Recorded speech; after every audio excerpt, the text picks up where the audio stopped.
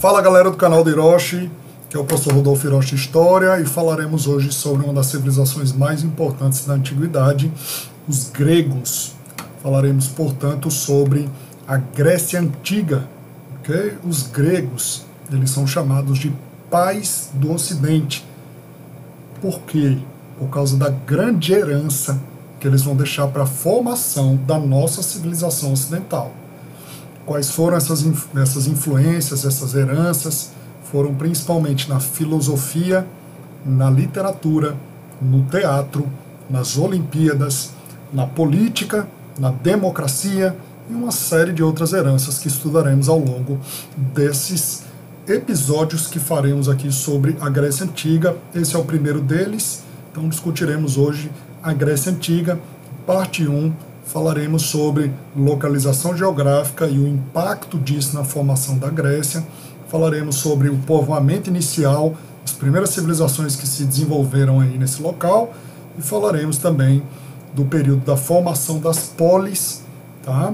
Que serão descritos lá tanto no período homérico quanto no período arcaico. Você vai entender um pouco melhor a partir de agora, beleza? Então, o seguinte, a gente já precisa começar a discutir Grécia Antiga falando sobre sua localização, certo? Localização da Grécia, região sudeste da Europa, ok? Se você observar aqui essa parte laranja, essa é a região do sudeste europeu, ok? E a gente já vai adiantar o seguinte, ó, a Grécia ela vai ser dividida em 3 partes. Ela tem a parte continental, que é essa parte aqui ligada ao continente europeu, ela tem essa parte peninsular, tá? Que é a península do Peloponeso. Então, Grécia continental, Grécia peninsular e a Grécia insular, que são essas ilhas, principalmente aqui nessa região do Mar Egeu. A maior das ilhas, sem dúvida nenhuma, é essa aqui, que é a ilha de Creta. Beleza? Então, a gente vai entender um pouco mais sobre essas características físicas a partir de agora. Então, é o seguinte. Primeiro você tem que entender que a Grécia ela é um território extremamente montanhoso. Estima-se que cerca de 75% das terras da antiga Grécia eram compostas por cadeias de montanhas. Tá? Além disso, o clima é muito seco.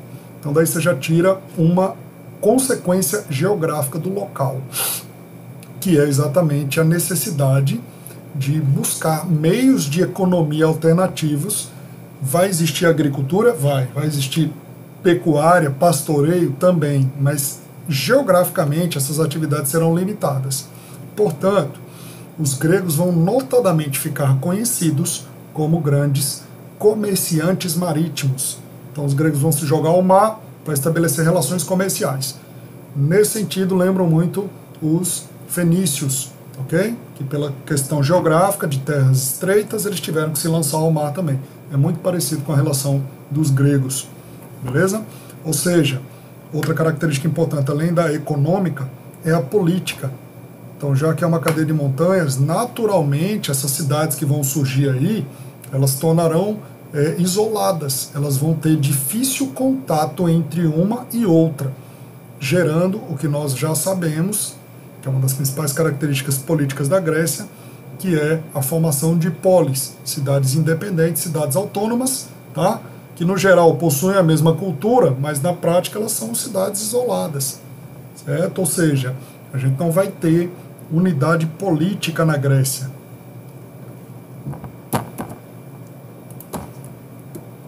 Bem, aqui está um mapa mais aproximado para a gente entender de forma mais lúdica o que foi isso, tá?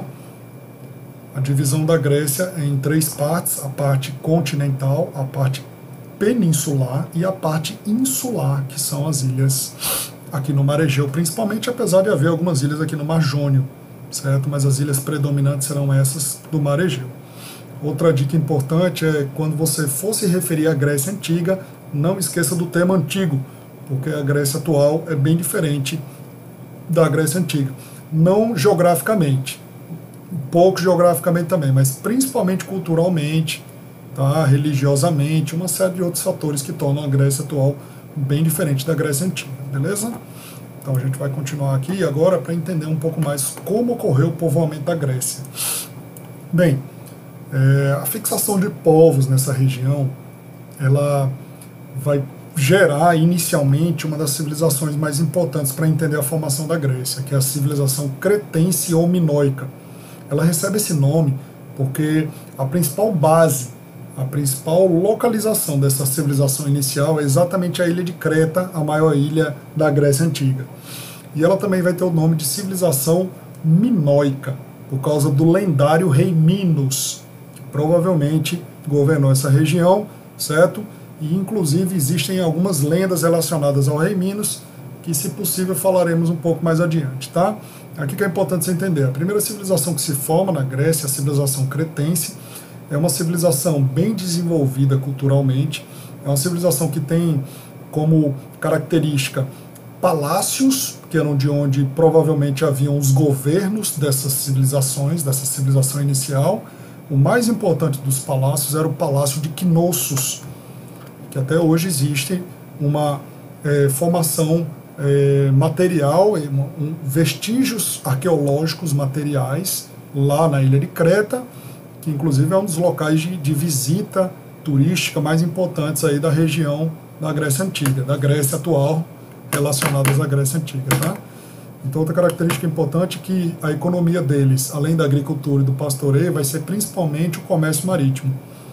Então, eles exerceram durante algum tempo a talassocracia da antiguidade. O que significa isso?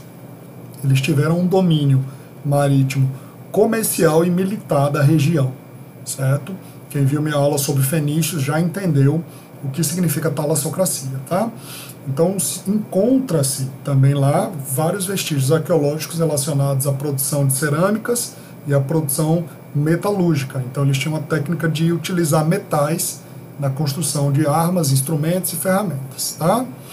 Então, essa civilização perdurou durante alguns séculos, e aí povos indo-europeus, esses povos são povos que vêm da região onde hoje é entre Europa e Índia, tá? Por isso indo-europeus, vieram em direção ao sul, e aí acabaram ocupando essa região.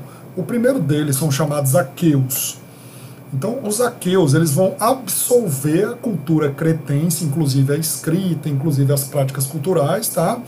E esse período de chegada dos aqueus é um período muito próximo da destruição dos palácios cretenses. Então, essa civilização cretense chegou ao fim. Então, aqui entra um dos primeiros mistérios relacionados à história grega, é por que os palácios minoicos, por que os palácios cretenses foram destruídos. Então, se imagina que por relação de fenômenos naturais, tsunamis, terremotos, maremoto, ou até revoltas populares, então disputas sociais podem ter sido a causa também, ou até podem estar juntos. Fato é que esses palácios foram destruídos, certo?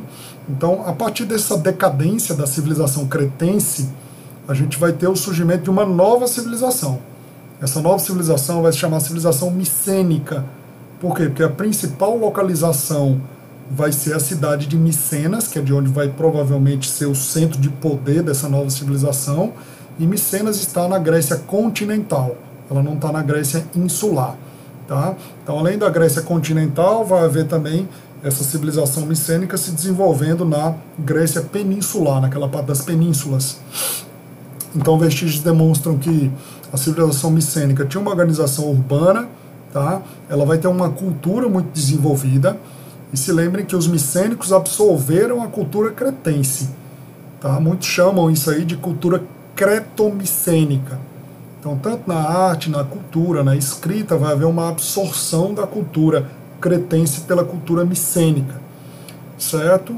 Então, outra coisa importante, a civilização micênica também chegou ao seu fim de forma misteriosa. Na verdade, o que mais se aproxima da explicação da civilização micênica ter acabado é a chegada de outros povos indo-europeus, principalmente um povo chamado de dórios, ou dóricos. Você pode ouvir ou ver esses dois nomes, tá? Então, sabe que esses povos chegaram, né, vindos do norte, tá? Se fixam nessa região, entram em conflito contra a civilização micênica ali formada, tá?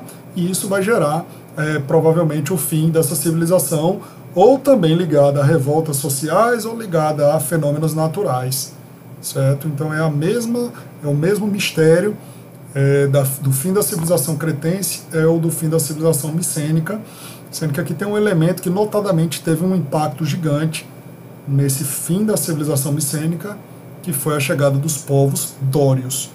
Tá?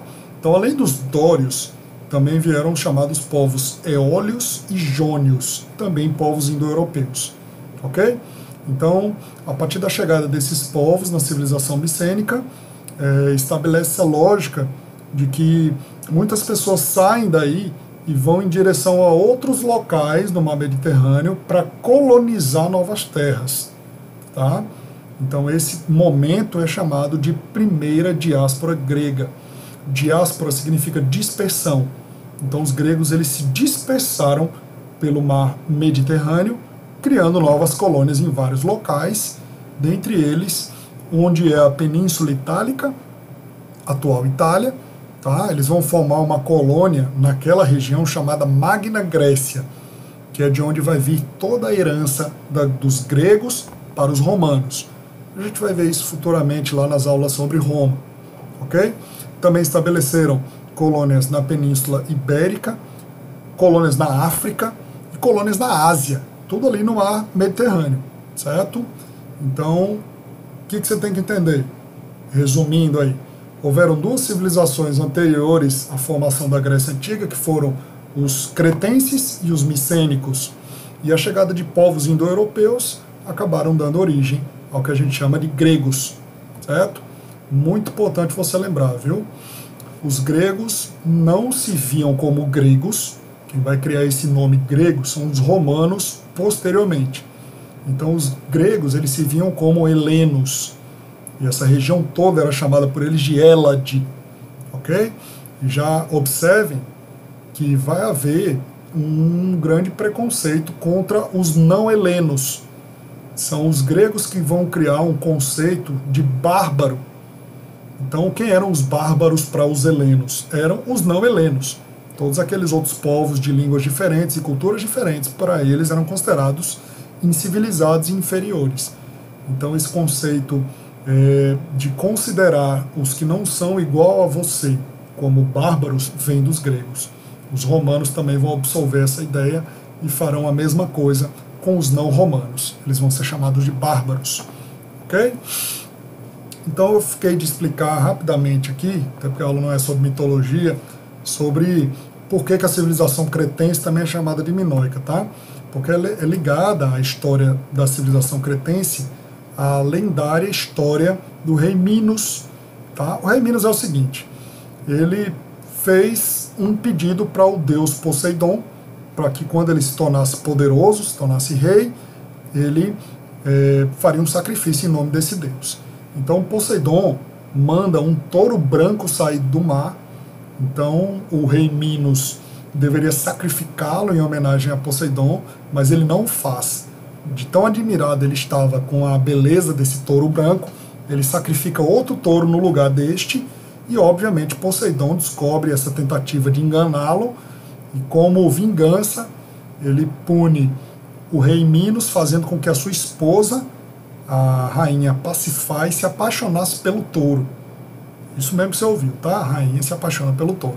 Então, da relação da rainha Pasífae com o touro branco, nasce o lendário Minotauro, que era uma criatura extremamente poderosa, forte, metade homem, metade touro, certo? Então, por que é importante você entender isso? Porque os cretenses e os micênicos, eles vão ter como uma característica cultural a tauromaquia. Para eles, o touro era considerado símbolo de poder e força, certo? Então, vai ser muito comum ver em registros materiais dessas civilizações anteriores, como nesse vaso, tá? Um touro. Mas esse vaso em especial, ele já conta outra história. Ele conta a história do herói Teseu.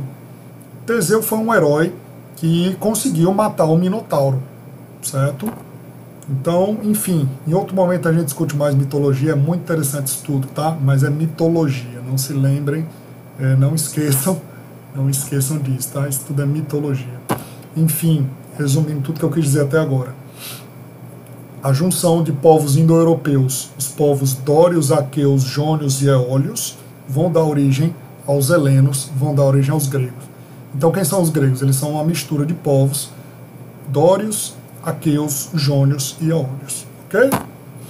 Então, para ficar claro também, a partir dessa nova dispersão que ocorreu entre os gregos com a chegada desses povos indo-europeus, além da Grécia continental, peninsular e insular, a gente vai ter agora a Grécia asiática, com a criação de colônias aqui na região da Ásia, e a Grécia, a Magna Grécia é essa que eu falei para vocês, tá? Que vai gerar uma influência na formação de Roma, e para cá, mais a oeste, vai ter também uma grande formação de colônias na Península Ibérica, na região de hoje é a França, e aqui ao sul também na África vai ter colônias gregas. Então os gregos eles estabeleceram colônias praticamente em todo o mar Egeu, todo o mar Mediterrâneo. Aqui são vestígios do Palácio de Knossos.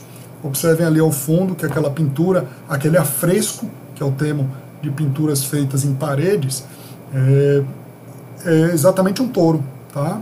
Que é um dos símbolos mais importantes para eles de poder e riqueza. E aqui a gente tem afrescos de soldados e carros de guerra. Quem já viu minha aula lá sobre a Mesopotâmia sabe que os carros de guerra, eles nada mais eram do que carroças evoluídas e organizadas para a guerra, não puxadas por bois, mas puxadas por cavalos, tá? E esses mesmos carros de guerra, eles também se chamam bigas, ok? Essa escultura, ela é um exemplo clássico de como a cultura ela pode também gerar um sentido de uma civilização dominar outra. Porque, vejam bem, é o herói grego, é o herói aqueu Teseu, que matou o Minotauro, certo? Então você fala, mas peraí, o que isso tem a ver com as civilizações? O que isso tem a ver com o que a gente está estudando até agora? Como o touro era o animal mais poderoso e o Minotauro, a lenda do Minotauro, era um animal indomável, era um animal extremamente poderoso, enfim, Teseu, que é grego, matou o Minotauro. Então o que significa? Que os gregos são superiores aos cretenses.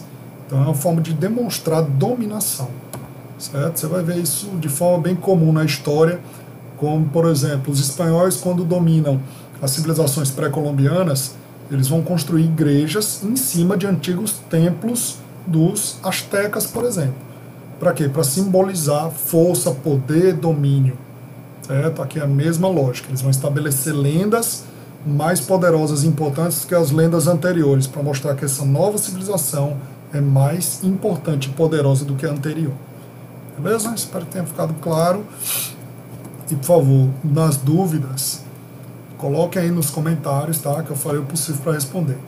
Enfim, a gente já encaminha aqui para mais da metade da aula, e aí você tem que entender agora o seguinte: como quase tudo na história, a Grécia ela vai ser dividida em períodos. Por quê? Porque os gregos fincaram bandeiras em determinados anos para dizer que ali começava e acabava um período? Logicamente não. Essas periodizações na história, elas servem muito mais para um sentido didático, para um sentido de conhecimento, para um sentido de facilitar o aprendizado. Tá? Então, quais são as 5 fases da história grega? A gente vai ter um primeiro período chamado de período pré-homérico ou período micênico, que é esse que a gente acabou de ver. São as 2 primeiras civilizações, a cretense, chegada de povos indo-europeus, e a civilização micênica, certo? E aí a gente vai ter um segundo momento, que eu ainda falo nessa aula de hoje, que é o período homérico, baseado na Ilíada e Odisseia de Homero. A gente chega lá. Vai ter um outro período, que é o período arcaico, também chamado de Idade das Trevas grega. Você vai ver que é um período até obscuro, que não tem muito conhecimento. Sabe-se que é o período da formação das polis. A gente vai entender isso agora. Então, o período pré-homérico ou micênico, período homérico, período arcaico, aí vem o período clássico, esse sim, Atenas e Esparta, que inclusive vão acabar se envolvendo em vários conflitos, dentre eles as guerras médicas e a Guerra do Peloponeso, e o período helenístico, que é o período de Alexandre o Grande da Macedônia. Então esses são os 5 períodos da história grega. O período pré-homérico a gente já discutiu, a gente vai ver agora o período homérico e o período arcaico, beleza? Então segue comigo aí, não dorme ainda não, tá? Então vamos lá, período homérico. Esse período é o seguinte, ele recebe esse nome exatamente porque é um período muito obscuro no sentido de não haver muitos vestígios sobre ele. Então, praticamente não há escrita sobre esse período, tá? Exceto os 2 livros, Ilíada e Odisseia, atribuídos ao poeta Homero.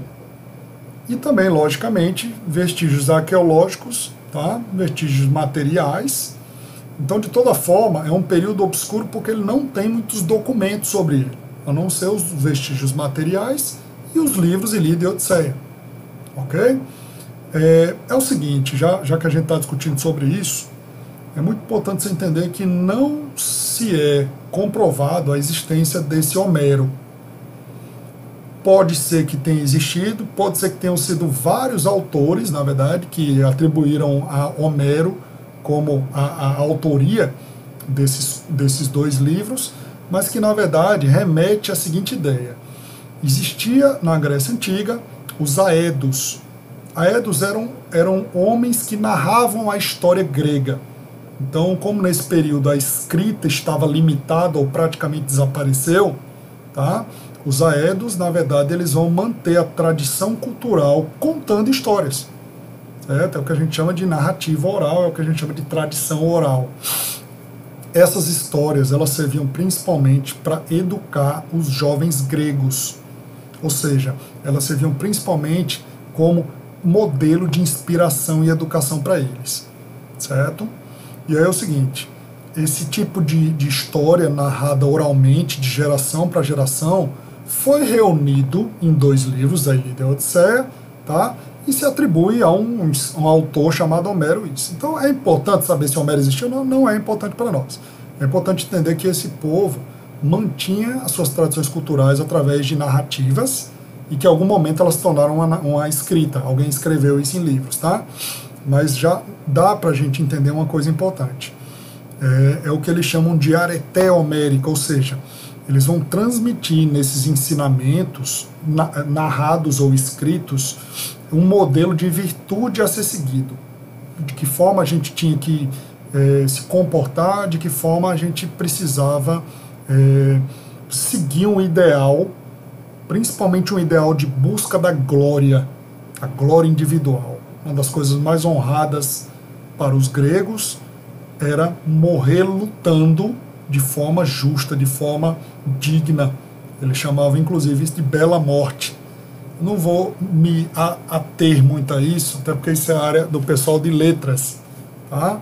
De toda forma, os valores da areté homérica que eram transmitidos para os jovens gregos incluíam virilidade, tá? O que era ser homem, como é que você realmente era homem nas batalhas, nas lutas, tá? Honra, como é que você deveria se comportar mediante até as dificuldades e esses períodos difíceis de batalhas e tal. Prestígio e glória individual. Então isso tudo fazia parte dessas virtudes que deveriam ser seguidas pelos jovens gregos. Ok? Então o período homérico ele provavelmente tem início ali a partir da invasão dos dórios, como eu já falei anteriormente, que provocou ali uma grande mudança na civilização micênica. Tá? E aí é o seguinte, com a chegada dos dórios, a gente vai ter uma desarticulação das cidades, certo? Então a gente vai ter um processo chamado de ruralização. Então quem sobrevive nessa invasão dos dórios vai buscar refúgio em comunidades rurais, no interior, certo? Então esse processo de ruralização é uma consequência da invasão dos dórios. Então no período homérico vão surgir o que a gente chama de genos. Genos eram comunidades, tá, que basicamente sobreviviam do que produziam, ou seja, eles têm uma economia de autossuficiência, de subsistência, e os genos eles são comunidades baseadas nas relações de parentesco. E sempre tinha um pater, tem um homem que é o líder do geno. Então, nesse local vai morar também sua esposa, seus filhos, talvez o irmão dela, um cunhado, um genro, e aí um primo. Então são comunidades muito parecidas com o que lá na frente vão ser os feudos da Idade Média. Tá? Lógico, foi um pouco grotesco isso, até anacrônico, mas veja bem, os gêneros eles é como se fossem fazendas, onde tem um líder e quem mora lá são parentes dele. Tá? Então tem escravos também, tem pessoas que moram lá, que trabalham para ele, tudo que eles produzem lá é basicamente para a sobrevivência deles. Tá? é um período em que o comércio ficou escasso, é um período muito limitado da cultura grega, exatamente por causa desse afastamento que a comunidade teve. Ela deixou de ser uma civilização urbana, passou a ser uma civilização predominantemente rural. Então esse é o período homérico, beleza?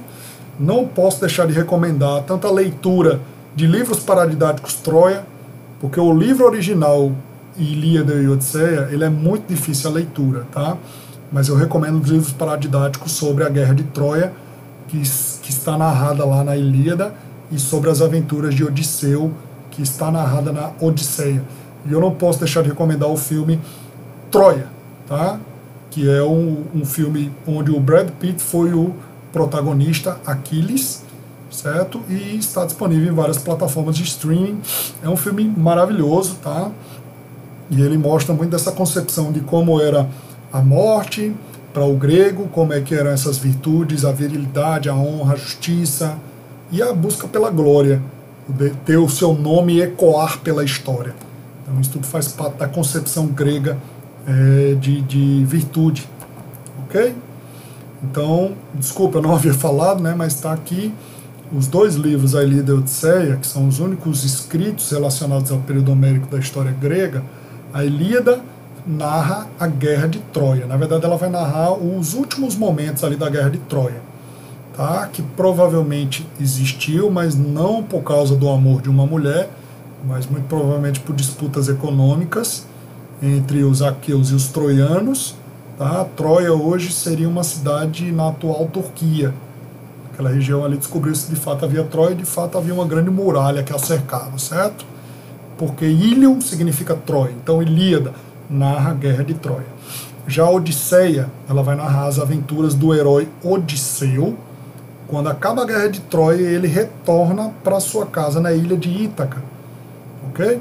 Odisseu também é chamado de Ulisses. Ele, inclusive, foi o que desenvolveu a ideia do cavalo de Troia. Belezinha?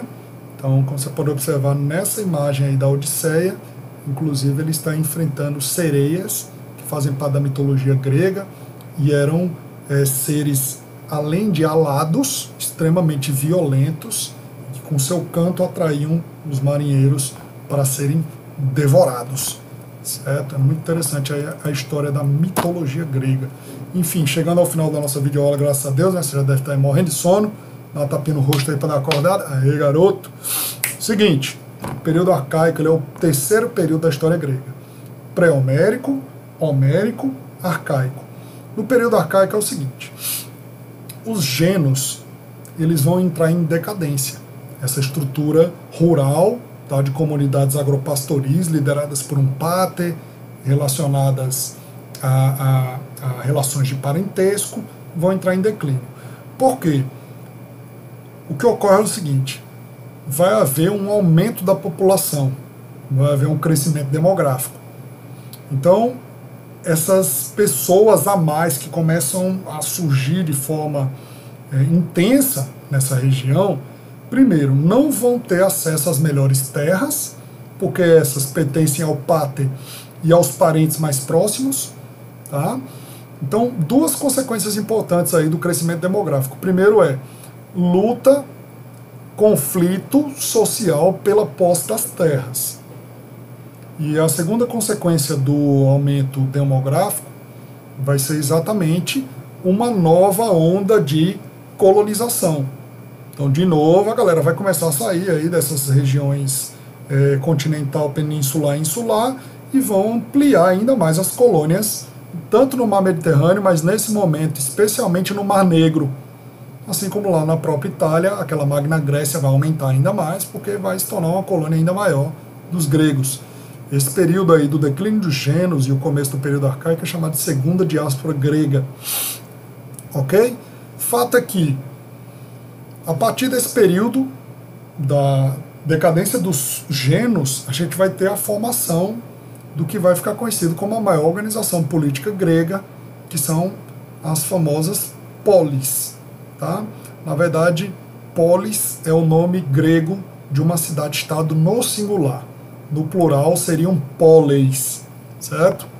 Então é o seguinte: O que são polis? O que é uma polis? Tá? Polis ela é uma cidade independente, é uma cidade autônoma, que possui governo próprio, possui leis próprias, moeda, exército, tá? E elas são bem diferentes uma das outras nesses sentidos, mas por que eles são chamados de gregos, mesmo sendo cidades independentes? Porque eles possuem características culturais semelhantes, principalmente na língua, na escrita, na religião, certo? Então, o surgimento dessas polis, ela vai consolidar a ideia de que a Grécia Antiga não tem unidade política. A Grécia Antiga era fragmentada politicamente.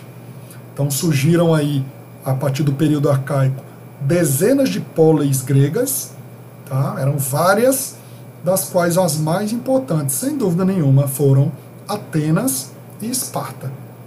Ok?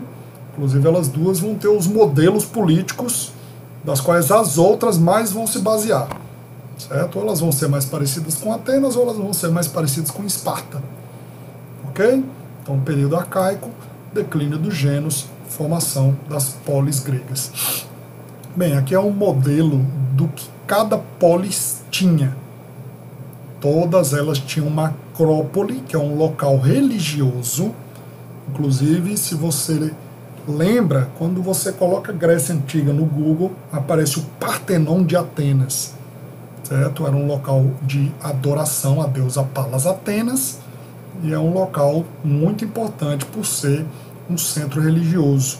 Eles geralmente estavam no local mais alto da cidade, tá? Então, além da Acrópole, toda a cidade grega vai ter uma ágora. O que é a ágora? A ágora era um local tanto de reunião comercial, mas principalmente era um local de discussão política, era um local onde os cidadãos gregos se reuniam para debater política, certo?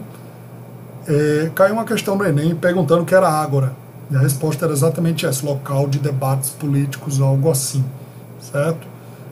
Toda polis vai ter um anfiteatro.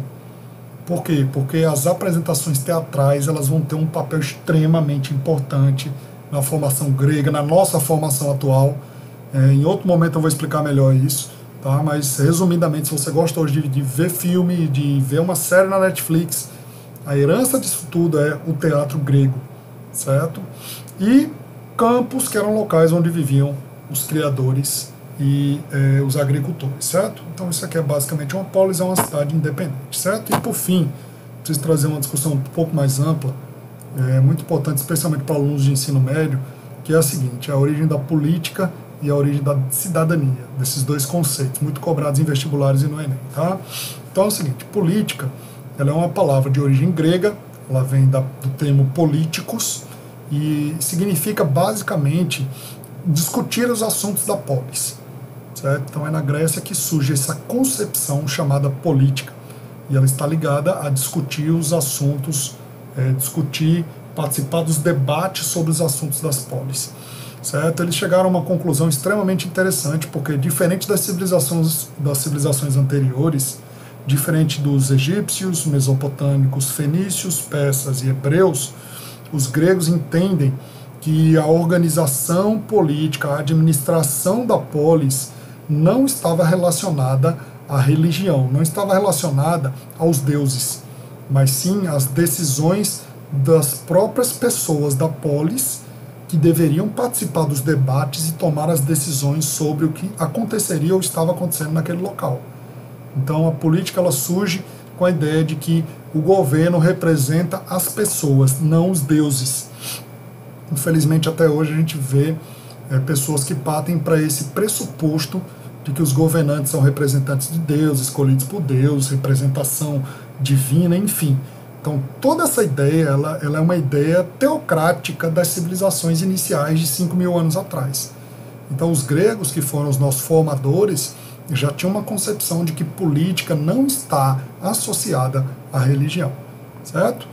Então entenda que a origem política é essa, participar dos debates, as decisões sobre a polis, e não está relacionada à religião, certo? Está relacionada à participação das pessoas e à representação delas nas decisões administrativas da polis, da cidade, tá? E outro conceito importante surge a partir dessa ideia de política também, que é o conceito de cidadania. Tá? Cidadania está ligada exatamente a essas pessoas que participavam das decisões e que também participavam da defesa militar da polis. Elas tinham direito de tomar as decisões junto com os governantes.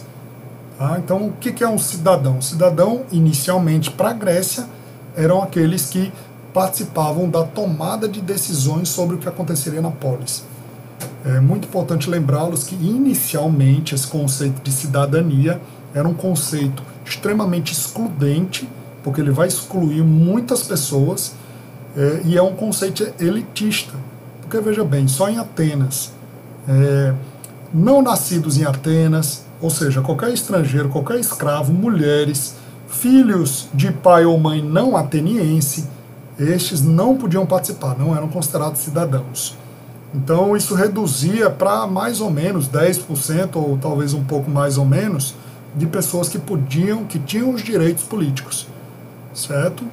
Então, lembre-se, cidadania está ligada à política e é um conceito inicialmente excludente e elitista. Tá? Outra coisa importante é que é o seguinte, a economia, o surgimento do termo está ligado a oikos, ou seja, que era a ideia de fazenda, a ideia de uma produção, de um local de produção. Tá? Então, para os gregos, a política, o direito de participar das decisões políticas da Grécia, das polis, era muito mais importante do que a economia, certo? Porque na política era o local onde eles poderiam exercer a sua retórica, a sua arte de falar e convencer, ou ser convencido. Era o local onde eles participavam das decisões do que seria melhor para o bem público, e era o local onde eles podiam, de forma individual, participar dessas decisões e, o mais importante, exercer a sua liberdade, exercer o seu direito de participação e escolha. Certo? Então, por isso que para os gregos a política era mais importante do que a economia. E, por fim, é nessa mesma Grécia que vai surgir a filosofia, tá? Que falaremos também em outro momento, mas é muito importante descrever aí dois dos principais filósofos da história, Platão e Aristóteles, porque esses dois são considerados os primeiros cientistas políticos da história. Platão, na sua obra A República, ele vai dizer que o governo deve ser exercido por pessoas que têm o conhecimento, de pessoas sábias, ou seja, os governantes devem ser filósofos. Ele vai acreditar que o governo deve ser baseado na sabedoria, porque estes vão ter as melhores decisões e as melhores formas de administrar cada polis. Já para Aristóteles, é importante dizer que ele estudou várias formas de governo e ele vai emitir sua opinião. E aí, apesar de não ser minha área de atuação, a filosofia, eu acho muito interessante porque ele vai dizer o seguinte: o homem é um animal político porque ele é capaz de opinar, de tomar o que ele acredita serem as melhores decisões para o bem público da polis, de forma racional. Então, por isso que ele vai considerar que todo homem, é um animal político, porque ele vai ter a capacidade de tomar decisões administrativas. Assim como ele vai dizer que a maioria governa pela maioria, tá? Mas isso ainda não é democracia, viu? Isso é a opinião dele, que a maioria governa pela maioria, desde que seja uma justiça imparcial, desde que haja respeito pelas leis. Então, para ele, essa vai ser a lógica política e sua importância. Certo? Outra coisa interessante, é uma curiosidade até, é que o termo idiotês, em grego, significa aquele que valoriza as ambições individuais, o favorecimento próprio, além do benefício público. Aquele que se coloca à frente das decisões do povo, né? O que é mais importante para ele do que para a maioria. Então, é daí que surge o termo idiotês, aquele que valoriza mais o que é benefício próprio do que benefício popular, do que benefício geral. Então, é daí que vem o termo idiota, que a gente usa muito hoje na civilização ocidental. Tá? De toda forma, Aristóteles é considerado como o pai da ciência política. Galera, Espero que vocês tenham entendido pelo menos um pouco sobre essa primeira parte da Grécia. Qualquer dúvida ou comentário, coloque aí, tá? Assim que possível eu respondo, ajudo vocês. Então, eu estou começando agora essas videoaulas, então eu estou ainda ganhando experiência. Espero que vocês me ajudem a melhorar essas videoaulas, que serão sempre disponíveis aqui para vocês, beleza? Um grande abraço, valeu! Se inscreva no canal e ative o sininho para não perder nenhuma aula. Valeu!